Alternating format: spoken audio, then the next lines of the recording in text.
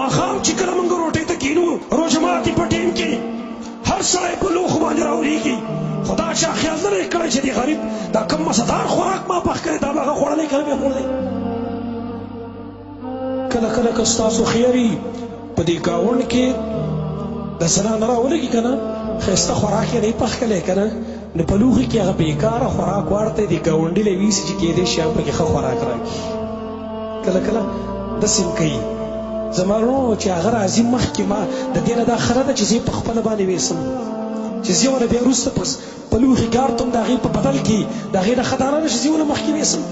چې هغې ته خپل خوراک هم پاتې شي. لکه عبدالله ابن عمر رضی الله عنه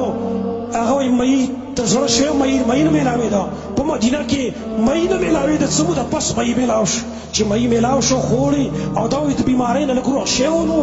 کمزوری شوی چې چېرته له څخه خوراک وکړمه. مۍ چې کله له پوخ که څه په خوارو زارو پیدا شي په دې دوران کې مسکین راغی دی راولګېد هغې په روټۍ کې ونغښته یوه نوڼه یې تینده کړې ویل دغه غریب له ورکوي ویله هغه غلام یې راولګېده مخکې چونکې اوس یو درهم ورسره و دا خوراک یې ویوړ خو هغه مسکین له یې ورکړو ویل دا روپۍ واله او دا خوراک به دا بېرته مو ویستو هغه ویل بس ټیک ده. بېرته راغی امیر دغه ته وایي عبدالله ابن عمر ته وایي زه کار مې وکړو وایي هغه له مې پیسې ورکړې او تا له مې ته خوراک بېرته راوړ ویل شاه فورا بېرته واله بېرته پورته کړه خوراک فورا یې بیا خوراک بېرته پورته کړو ویل ویې څه هلته دا خوراک به ورته واله خو چې پیسې دې بېرته واده ګورې پیسې مو ته پرېږده هر څه ورته پرېږده دا ایثار دی زما وروڼو.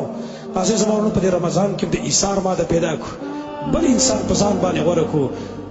د بل انسان